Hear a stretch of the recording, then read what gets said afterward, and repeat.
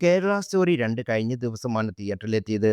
ചിത്രത്തിന്റെ ട്രെയിലർ രംഗങ്ങൾ വലിയ രീതിയിൽ വിമർശനങ്ങൾ ഏറ്റുവാങ്ങിയിരുന്നു. നിർബന്ധിച്ച് ബീഫ് കഴിക്കുന്നതടക്കം നിരവധി രംഗങ്ങളാണ് ചിത്രത്തിൽ ട്രെയിലറിൽ ഉണ്ടായിരുന്നത്. ഇപ്പോഴിതാ കേരള സ്റ്റോറി സിനിമയെക്കുറിച്ചും ലവ് ജിഹാദിനെക്കുറിച്ചും ഷോൺ ജോർജും ഭാര്യയും നടൻ ജഗതി ശ്രീകുമാറിന്റെ മകളുമായ പാർവതിയും തങ്ങളുടെ കാഴ്ചപ്പാടുകൾ പങ്കുവയ്ക്കുന്നു. കേരളത്തിൽ ലവ് ജിഹാദ് നടന്നിട്ടുണ്ടെന്നും നടന്നുകൊണ്ടിരിക്കുകയാണെന്നും ഇതേക്കുറിച്ച് താൻ സംസാരിച്ചു തുടങ്ങിയാൽ തന്നെ കേരളത്തിലെ ഏറ്റവും വലിയ ലവ് ജിഹാദുകാരനായ മുദ്ര കുത്തുന്ന പ്രവണതയുണ്ടാവുമെന്ന് ഷോൺ ജോർജ് ഒരു ഓൺലൈൻ മാധ്യമത്തിൽ പറഞ്ഞു. വൺ സൈഡ് മതേതരത്വം ഇവിടുണ്ട്. കേരള സ്റ്റോറി കൂടുതലായാലും പറയുന്നത് ലവ് ജിഹാദിനെക്കുറിച്ചാണ്. ലവ് ജിഹാദ് കേരളത്തിൽ മുസ്ലിങ്ങളെ മാത്രം പോയിന്റ് ചെയ്തുകൊണ്ടുള്ളതല്ല. ലവ് ജിഹാദ് ഉണ്ടെന്ന് ചോദിച്ചാൽ ഞാൻ പറയും ഇല്ലെന്ന്. പക്ഷേ മതം മാറ്റാൻ വേണ്ടി പ്രണയം നടിക്കുന്നവരാണ് ലവ് ജിഹാദ് എന്ന് പറയുന്നത്.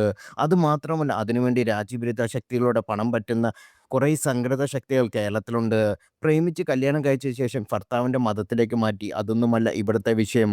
കോതമംഗലത്ത് അവിടുത്തെ ഒരു പെൺകുട്ടി മരിച്ചു. അതിന് പിന്നിൽ ലവ് ജിഹാദുണ്ട്. പക്ഷേ അത് ഇവിടെയും ചർച്ചയായില്ല. ഇത്തരം സംഭവങ്ങൾ നടക്കുന്നുണ്ട്.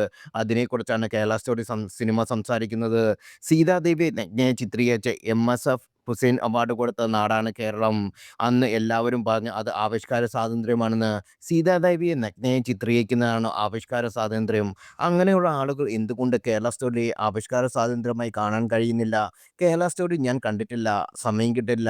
ലവ് ജിഹാദ് കേരളത്തിൽ നടന്നിട്ടുണ്ട്, നടന്നുകൊണ്ടിരിക്കുകയാണ്. ഞാൻ ഇതേക്കുറിച്ച് ചർച്ച ചെയ്യാൻ തുടങ്ങിയപ്പോൾ പാർവതിയുമായി എൻ്റെ വിവാഹത്തെക്കുറിച്ച് പലരും സംസാരിക്കാൻ തുടങ്ങും. ഏറ്റവും വലിയ ലവ് ജിഹാദുകാരൻ നിങ്ങളാണെന്ന് പറയും. പാർവതി അവർക്ക് സൗകര്യമുള്ള അമ്പലത്തിൽ പോകുന്നുണ്ട്. ആറ്റുകാൽ പൊങ്കാലയിടാൻ പോകാൻ തയ്യാറായിരിക്കുന്നുണ്ട്. പാർവതിയുടെ വിശ്വാസത്തിന് ഒരു കുഴപ്പമില്ല. ഇവിടെയും സംഭവിച്ചില്ല. അവൾ എൻ്റെ കൂടെ പള്ളിയിലും വരും, അമ്പലത്തിലും പോകും. അമ്പലത്തിൽ അവളെ ഞാൻ തന്നെയാണ് കൊണ്ടുവിടാറുള്ളത്.